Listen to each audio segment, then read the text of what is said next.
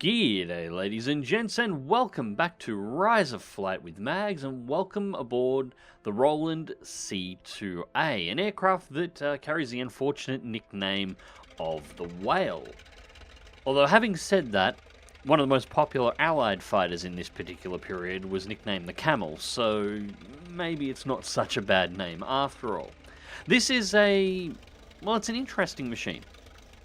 It didn't have a huge amount of impact on the front lines for the most part during the war, but it did carry a few interesting design choices, as I'm sure you're noticing. First, we're going to get this thing up off the ground. Now, taking off in the Roland is awful for a couple of reasons. As I'm sure you're noticing, the visibility out of the front of the aircraft is nothing short of terrible because of this massive, tall fuselage with the pilot sitting directly above the wing. This was a problem with the aircraft in real life. Takeoffs and landings were a massive problem as a result of near zero visibility, despite the pilot's position. It also led to the plane being incredibly vulnerable to Allied fighters if they were to come up from underneath, with its only defense being speed. And surprisingly, this thing was relatively fast. This thing was designed 1915, was introduced to frontline service in 1916, and at the time it was one of the fastest aircraft that Germany had on the front line, with a top speed of around 165 kilometers per hour. So this thing could fair haul ass, but it had a couple of downsides too. The concept of the design was to build an aircraft that stripped away all unnecessary drag, which is a really good idea. The downside in doing this is that they made it rather heavy. This thing was 800 kilograms empty, or 800 kilograms in reconnaissance configuration. In a combat configuration, and these things were used both as escort aircraft and as light bombers, they would weigh anything from 1,200 to 1,500 kilograms, depending on payload and weapons options taken. To put this into perspective for you, the Sopwith Camel, the most famous fighter of World War I for the Allies, they weighed in at under 700 kilograms in combat configuration. So the C.IIa, depending on how it was configured, was generally almost or over twice the weight of the kind of aircraft that it was facing. Now, it did make up for that a little bit with its engine. The engine was the Mercedes D.III, and this thing put out 160 horsepower, which is incredibly high for the period. 160 horsepower, very, very good engine. But it was only about 30 more horsepower than its contemporaries for an aircraft that was twice the weight. That combination meant that while it was very fast in a straight line, it suffered in other performance areas, in particular rate of climb. In recon configuration, the rate of climb on this aircraft was only about 550 feet a minute, which is not great, but it's not horrible. But the second you start bolting guns to it and actually starting attaching bombs to it, that can drop as low as 300 feet per minute. To get to operational altitude in recon configuration took 12 minutes. It could take over 20 when this thing was actually loaded up with bombs and ordnance. The power to weight of the aircraft also meant that it handled rather poorly. It wasn't overly liked as an aircraft outside of its straight line performance. Anytime it had to get into any kind of turn, it was described as being a bit of a pig, to put it bluntly. Although again, it did have advantages in other areas. Being primarily designed as a reconnaissance aircraft, it had a fairly long endurance period. This thing could stay up for about 5 hours on average. And that endurance was both used obviously for the photo reconnaissance side of things, but also leveraged pretty heavily on the idea for bomber escorts. And that's where the big gun in the back of this thing at the moment comes into play. The standard turret-mounted machine gun for a C.IIa was a 7.92mm LMG with a 250-round box mag, and generally the gunner would have up to 4 of these box mags sitting in his compartment, generally underneath the seat that he can change between. However, in the particular configuration I'm flying out today, which was very rarely flown, we have a 20mm Becker cannon mounted. Now, the Becker cannon is a cannon that you have heard of before. It was eventually developed and modified into what you would know in World War II as the MGFF cannon, the 20mm cannon equipped to all of the first Series 109s.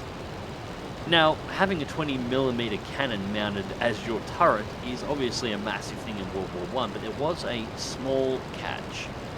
The 20mm Becker only had two magazine sizes, 10 rounds and 15 rounds, and due to the size of these magazines, when these guns were mounted to the C.IIa, it was very rare that the gunner could actually carry a second mag. So you get a 20mm cannon, but you've got 15 shots, and that's it.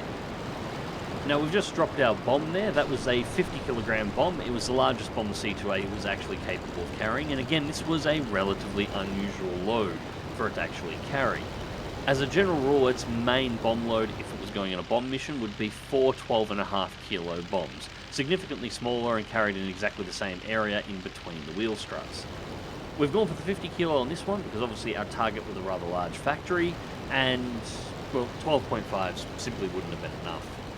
Now, we're about to go and strafe a convoy as well before we leave. Not that we're going to do a great deal of damage, because again, we go back to the weapons on this thing, and, well, its forward-firing weapons are not particularly great. It's got, again, another 7.92mm machine gun. This time it's got 500 rounds of ammunition up the front, which is, well, it's better, but it is only a 7.92.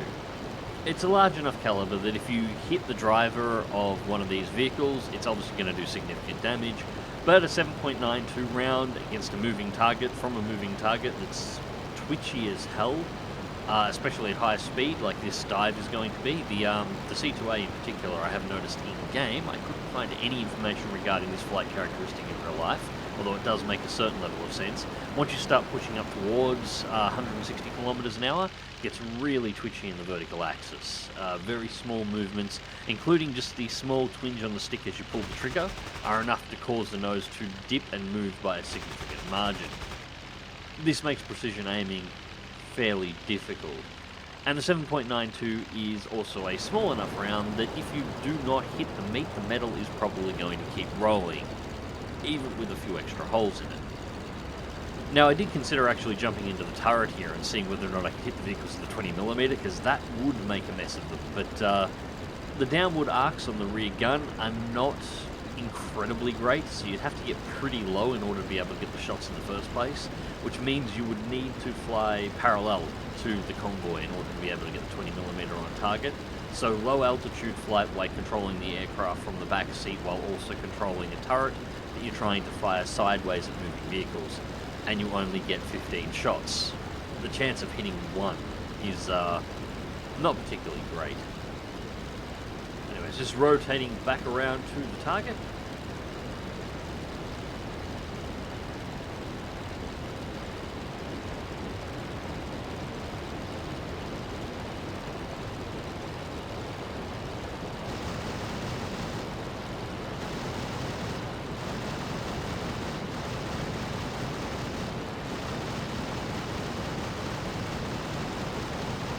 We definitely got a few hits on target there, but nothing significant. Most of the rounds went into the dirt, but that is the nature of strafing in general, and I couldn't really see the point of a third run. My objective's already completed, bomb the factory, so time to head back to the runway.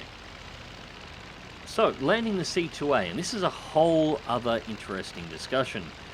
Historically, pilots hated landing this thing. The combination of the size of the aircraft along with the extremely large wing, which tended to cause a lot of issues with ground effect, and the fact that there was near zero visibility down when you were coming into land, made this thing a pig of an aircraft to put down.